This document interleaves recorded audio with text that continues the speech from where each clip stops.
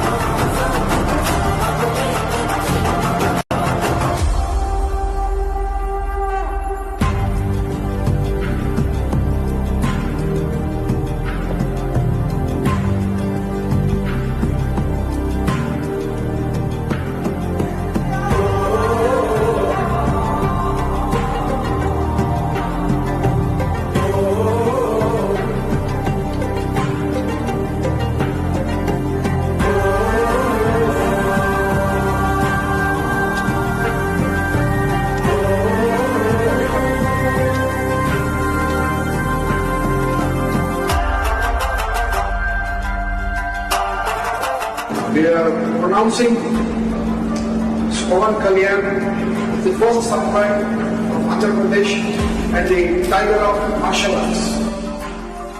Golden dragon సంస్థ నుంచి tiger of martial arts అనే బిరుదును అందిస్తూ ఆయన్ని ప్రకటించారు.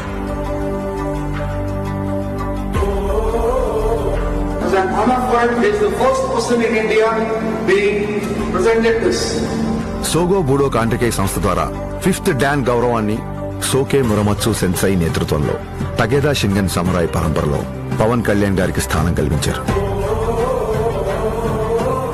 ఇక్కడ టైగర్ అంటే హింస కాదు, హింసను అదుపులో ఉంచే బలం.